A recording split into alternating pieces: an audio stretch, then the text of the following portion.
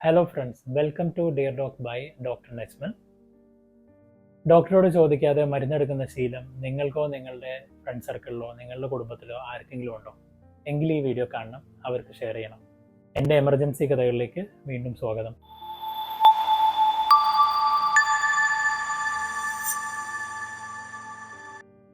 ഇന്നിവിടെ സംസാരിക്കാൻ പോകുന്നത് 65 വയസ്സുള്ള ഒരു പേഷ്യൻ്റെ കഥയാണ്.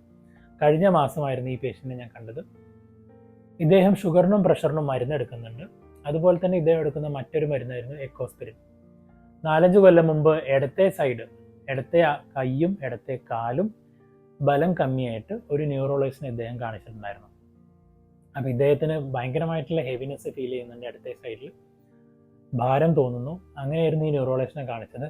ന്യൂറോളജിസ്റ്റ് അന്ന് MRI ചെയ്തതിന് ശേഷം അദ്ദേഹത്തിന് എക്കോസ്പിരിൻ ഗുളിക സ്റ്റാർട്ട് ചെയ്തു, പറഞ്ഞയച്ചു. ആള് ബെറ്ററായി, എല്ലാ കാര്യങ്ങളും ചെയ്യാൻ തുടങ്ങി. പ്രശ്നങ്ങളൊന്നും ഉണ്ടായിരുന്നില്ല 4-5 കൊല്ലം ഇതുവരെ. ഇന്ന് രാവിലെ എണീറ്റപ്പോൾ വലത്തെ സൈഡ് ഭയങ്കരമായിട്ടുള്ള ബലം കമ്മി. ഇതായിരുന്നു മെയിൻ പ്രശ്നം.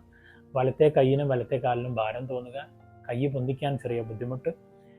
വർത്തമാനം പറയാനോ അദ്ദേഹത്തിൻ്റെ ബോധത്തിനോ ഒരു കുഴപ്പമുണ്ടായിരുന്നില്ല. അതുകൊണ്ട് തന്നെ ഇദ്ദേഹം എന്ത് ചെയ്തെന്ന് വെച്ച് കഴിഞ്ഞാൽ വീണ്ടും സ്ട്രോക്ക് വന്നിരിക്കുന്നു. പഴയ സ്ട്രോക്ക് തന്നെ. അന്ന് എക്കോസ്പിരിൻ ഗുളികയാണല്ലോ ന്യൂറോളജിസ്റ്റ് തന്നത്. അപ്പോൾ എക്കോസ്പിരിൻ ഗുളിക വീണ്ടും ഒരു 3 എടുത്തേക്കാന്ന് വിചാരിച്ച് അപ്പാടെ 3 ഗുളിക അങ്ങോട്ട് വിഴുങ്ങി. 75 mg എക്കോസ്പിരിൻ 3 ഗുളിക അദ്ദേഹം സ്വന്തമായി ആരോടും ചോദിക്കാതെ വീട്ടിൽ വെച്ച് എടുത്തു. അതിനുശേഷമാണ് ഇദ്ദേഹത്തിന് മാറ്റമില്ലാത്തതുകൊണ്ട് എമർജൻസിയിൽ വന്ന് കാണിക്കാമെന്ന് വിചാരിച്ചിട്ടാണ് എമർജൻസിയിൽ വരുന്നത്. എമർജൻസി റൂമിൽ ഞാൻ പേഷ്യൻറ്റിനെ കണ്ടു. MRI പ്ലാൻ ചെയ്തു. പേഷ്യൻറ്റിന് സ്ട്രോക്ക് ഉണ്ട്, എന്തായാലും സ്കാൻ ചെയ്യണം. അപ്പോൾ സ്ട്രോക്ക് എന്ന് പറയുന്നത് 2 ടൈപ്പ് ഉണ്ട്.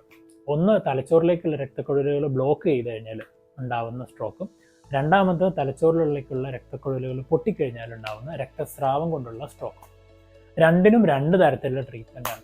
ഒന്നിന് രക്തക്കുഴലുകൾ ബ്ലോക്ക് ആയി കഴിഞ്ഞാൽ കൊടുക്കുന്നത് എക്കോസ്പിരിൻ ഗുളികകളും, മറ്റേതിന് രക്തസ്രാവം വന്നു കഴിഞ്ഞാൽ രക്തസ്രാവം കുറക്കാനുള്ള മരുന്നുകൾ, അതിന് ചുറ്റുമുള്ള നീർക്കെട്ട് കുറക്കാനുള്ള മരുന്നുകൾ, മറ്റ് സപ്പോർട്ടീവ് ട്രീറ്റ്മെൻറ്റും ഫിസിയോതെറാപ്പിയും ആണ് നമ്മൾ രക്തസ്രാവത്തിന് കൊടുക്കാറ്. അതേസമയം ഈ എക്കോസ്പിരിൻ എന്ന് പറഞ്ഞ ഗുളിക ഒരിക്കലും രക്തസ്രാവത്തിന് ഉപയോഗിക്കാൻ പാടില്ല. കാരണം എക്കോസ്പിരിൻ കൊടുത്തു കഴിഞ്ഞാൽ രക്തസ്രാവം കൂടുതലായിട്ട് വർദ്ധിക്കും. അത് ഇനിയും കൂടുതലായിട്ട് പേഷ്യൻറ്റിന് തീരെ വയ്യാണ്ടാവും. ഈ ഒരു പ്രശ്നം നിലനിൽക്കുകയാണ് ഇദ്ദേഹം വീട്ടിൽ നിന്ന് എക്കോസ്പിരിൻ 3 ഗുളിക കൂടെ കഴിച്ചിട്ട് എമർജൻസിയിലേക്ക് വരുന്നത്.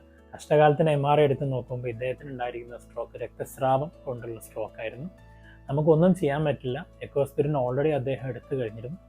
പക്ഷേ അതുകൊണ്ട് തന്നെ പേഷ്യൻറ്റിന് അടുത്ത ദിവസങ്ങളിൽ ബലം വീക്ക്നെസ് കുറച്ചും കൂടെ കൂടി, രക്തസ്രാവം കുറച്ചും കൂടെ വർദ്ധിച്ചു.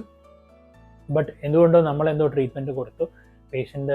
അദ്ദേഹത്തിന് ഭാഗ്യമുള്ളതുകൊണ്ട് പേഷ്യൻ്റ് വേറെ വലിയ കുഴപ്പങ്ങളും വലിയ കേടുപാടുകളും ഇല്ലാണ്ട് ജീവിതത്തിലേക്ക് തിരിച്ചു വന്നു. ഇതിൽ നിന്ന് മനസ്സിലാക്കേണ്ടത് ഒറ്റ കാര്യം, ഡോക്ടറോട് ചോദിക്കാതെ നിങ്ങൾ ഒരു മരുന്നും എടുക്കാതിരിക്കുക. ഇനി അഥവാ മരുന്നുകൾ എന്തെങ്കിലും വീടുകളിൽ എടുക്കുന്നുണ്ടെന്നുണ്ടെങ്കിൽ നിങ്ങളെ ഫ്രണ്ട് സർക്കിളിലോ നിങ്ങളെ കുടുംബത്തിലോ ആരെങ്കിലും ഡോക്ടേഴ്സ് ഉണ്ടെന്നുണ്ടെങ്കിൽ അവരോട് ചോദിച്ച് മനസ്സിലാക്കുക ഈ മരുന്ന് എടുക്കാമോ എടുക്കാൻ പാടില്ല എന്നുള്ളത്. അപ്പം ഇങ്ങനെയുള്ള കാര്യങ്ങൾ ശ്രദ്ധിക്കുക. ഇത്തരം കലാപരിപാടികൾ ചെയ്യാണ്ടിരിക്കുക. എന്തായാലും അടുത്ത ഒരു വീഡിയോയുമായിട്ട് മറ്റൊരു ദിവസം നമുക്ക് കണ്ടുമുട്ടാം. Thank you.